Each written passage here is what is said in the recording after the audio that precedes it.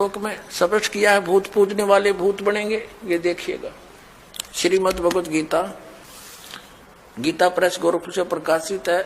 जयदयाल गोविंद का इसके अनुवादक है। ये है अध्याय नंबर 9, श्रीमद् भगवत गीता, श्लोक नंबर 25। देवताओं को पूजने वाले देवताओं को प्राप्त होंगे, पितरों को पूजने वाले पितरों को प्राप्त होते हैं, और भूतों को पूजने वाले भूतों को प्राप्त होते हैं, और मेरा पूजन करने वाले मुझको ही प्राप्त होते हैं। अब ये श्राद्ध कितना आगे फिर अब आपको दिखाते हैं एक झलक पुराणों में क्या लिखा है। एक मार्कंडेय पुराण है। एक रुचि नाम के ब्राह्मण थे, ऋषि, और उसने वेदों को समझा पढ़ा कि मनुष्य जीवन, ये ज्ञानी आत्मा थे कि मनुष्य जीवन केवल मोक्ष प्राप्ति के लिए प्राप्त होता है। इसलिए उसने ना तो विवाह कराया, ब्रह्मचारी पद पर रहते हुए 40 वर्ष की उम्र होगी थी, और अपना जंगल में वन में रहता था, कोई मकान झोंपड़ी भी नहीं डाल रखी थी। ये सोच करके मोक्ष प्राप्ति करानी है और ना क्या संग्रह करना है, 2 दिन का जीवन है। अब वो वेदों अनुसार साधना कर रहा था, रुचि ऋषि, और उसके जो पिताजी, दादाजी, परदादाजी, चौथा दादाजी वो मर चुके थे, वह भूत बन रहे थे, और वो भी ऋषि थे, ब्राह्मण थे। उनने भी ये कर्मकांड करे और करवाए थे, तो भूत बनेंगे वह। तो वो चारों दिखाई दिए और कहा, बेटा तूने विवाह क्यों नहीं करवाया? विवाह करवा के तुम हमारा श्राद्ध करता है और हमारी गति हो जाती। अब रुचि कहने लगा कि पितामहो, वेद में तो ये मना कर रखा है, ये श्राद्ध श्रुद्ध निकालना, ये कर्मकांड करना, ये तो मूर्खों का मार्ग है। और वो पितर भी कहते हैं, बेटा है तो ऐसा ही, इसमें कोई संदेह नहीं, मिथ्या नहीं है, सच्चाई है। लेकिन हमारा क्या होगा? एक तुम बाढ़ में जाओ, थारा क्या होगा? आप मरे, अरे पुत्र और मरवाने के लिए तैयार करे। या देखो मार्कंडेय पुराण, ये गीता प्रेस गोरखपुर से प्रकाशित है। ये गीता प्रेस गोरखपुर से प्रकाशित है। ये 242 पृष्ठ पे संक्षिप्त मार्कंडेय पुराण, रोच्य मुनि की उत्पत्ति कथा। मार्कंडेय जी कहते हैं कि ब्राह्मण, पूर्व काल की बात है, प्रजापति रुचि ममता और अहंकार से रहित इस पृथ्वी पर विचरते थे। उन्हें किसी से भय नहीं था, वे बहुत कम सोते थे। उन्होंने न तो अग्नि की स्थापना की थी, न अपने लिए घर ही बना रखा था। वे एक बार भोजन करते और बिना आश्रम के ही रहते थे।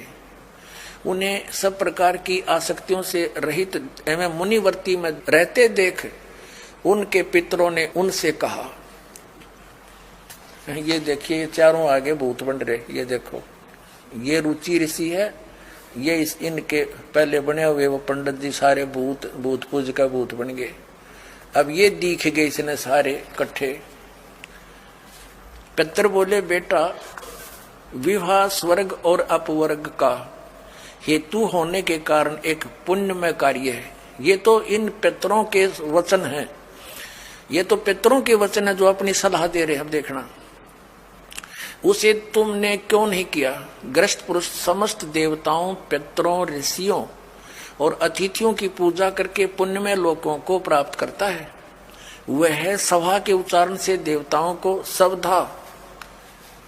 शब्द से पितरों को तथा अन्नदान, बलि, वैष्णदेव आदि से भूत आदि प्राणियों एवं अतिथियों को उनका भाग समर्पित करता है। बेटा, हम ऐसा मानते हैं कि गृहस्थ आश्रम को स्वीकार न करने पर तुम्हें इस जीवन में क्लेश पर क्लेश उठाना पड़ेगा तथा मृत्यु के बाद और दूसरे जन्म में भी क्लेश ही भोगना पड़ेगा। रुचि ने कहा, पितरगण, परिग्रह मात्र ही अत्यंत दुख एवं पाप का कारण होता है तथा उसे मनुष्य की अधोगति होती है, उससे मनुष्य की अधोगति होती है। यही सोचकर मैंने पहले क्षत्रिय संग्रह नहीं किया। अब यहां देखो, पितर बोले, बेटा जितेंद्रिय होकर आत्मा का प्रक्षालन करना उचित है, किंतु तुम जिस मार्ग पर चल रहे हो वह मोक्ष मार्ग है। बता, इसने तो घटिया मान रहे मोक्ष मार्ग ने कि तुम जो कर्म कर रहे हो जिस मार्ग पर चले तो मोक्ष मार्ग है। अरे हम बतावांगे पितृवर्ण का मार्ग। देखिए, रुचि ने पूछा, पितामहो वेद में कर्म मार्ग को अविद्या कहा गया है, जो तुम सलाह दे रहे हो वो कर्म कांड, श्राद्ध श्रुद्ध निकालना, पितृ पूजना, वो तो मूर्खों का सलाह कही है। फिर क्यों आप लोग मुझे उस मार्ग में लगाते हैं? पितृ भी कहते हैं, पितृ बोले यह सत्य है कि कर्म को अविद्या ही कहा गया है, इसमें तनिक भी मिथ्या नहीं। फिर थारा सिर बच गया, फिर क्या रह गया बता भाई। ये हमारे पुराणों में लिखा है। अब इस बात को पितृ भी मानते हैं कि आप जो साधना करें तो मोक्ष मार्ग है, और आप फिर उसको सलाह दे रहे हैं भूत पूज, श्राद्ध निकाल, ब्याह करवा, और यो नरक मार्ग है। और आप भी मानते हैं कि आप जो मार्ग अपना रहे हो तो मोक्ष मार्ग है। और रुचि कहता है वेद के अंदर तो इसको अविद्या मूर्खों की साधना बताइए, तो पितृ भूत पूजना, श्राद्ध निकालना, और पितृ स्वीकार भी कर रहे हैं, कहा ऐसा ही है, इसमें कोई मिथ्या नहीं। फिर ये बकवाद गट रखी, अग्रुम ऐसा कर लो, पितृ ऐसा कर देते हैं, पितृ पुत्र दे देते हैं, टट्टू दे देते हैं, अपा भूखे मरे, बतावे मूर्ख बना रखा है। एक थोड़ी सी झलक दिखाते हैं आपको इसी मार्कंडेय पुराण में। इन कहां से ले रखे ये श्राद्धा के सिलसिले। एक मंदालसा नाम की औरत थी, उसने अपने पुत्र को शिक्षा दी, और वह ये ले रहे हैं। देख, मार्कंडेय पुराण के अंदर है, यही आपको सुना रहे हैं। ये काशी पृष्ठ से थोड़ा सा लेंगे। मंदालसा बोली महाराज, ये मंदालसा ज्ञान देती बिहारी है। ये 82 पृष्ठ पे संक्षिप्त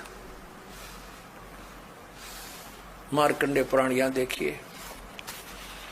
अब ये क्या सलाह दे रही है कि जो पितर देवलोक में है और जो त्रिक योनियों में ये पशु पक्षी बने हुए हैं, और जो मनुष्य योनियों में एवं भूत वर्ग में स्थित हैं, भूत बन रहे हैं, और वे पुण्यात्मा हों या पापात्मा, जब भूख प्यास से विकल होते हैं तो वे अपने कर्मों में लगा हुआ मनुष्य पिंड दान तथा जल दान के द्वारा उन्हें तृप्त करता है। इसी तरह वह देवताओं और अतिथियों को भी संतुष्ट रखता है। देवता, मनुष्य, पितृ, भूत, प्रेत, गुहक, पक्षी, कृमि और कीट आदि भी मनुष्यों से ही जीविका चलाते हैं।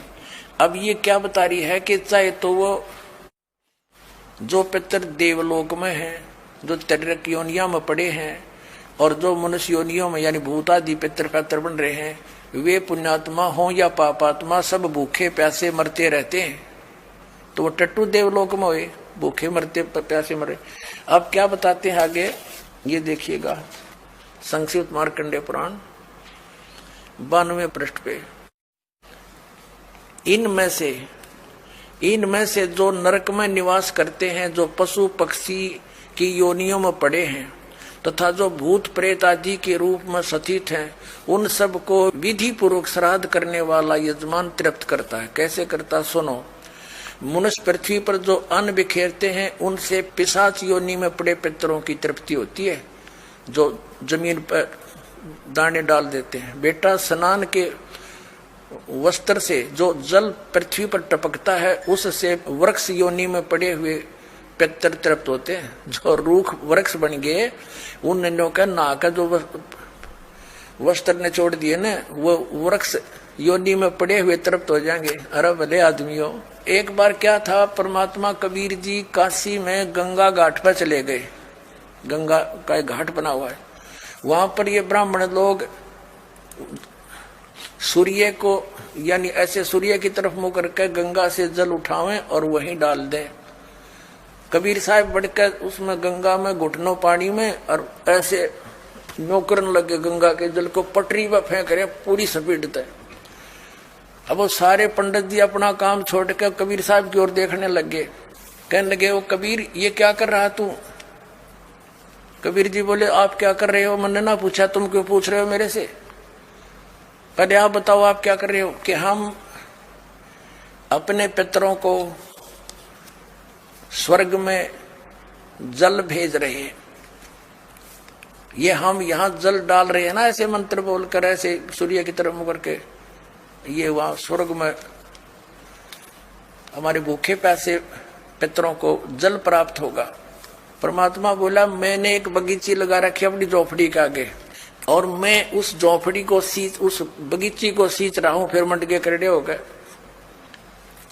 तो वो कहने लगे, रे भोले आदमी, इतनी दूर कैसे जाएगा जल, ये तो यहीं पड़ा है।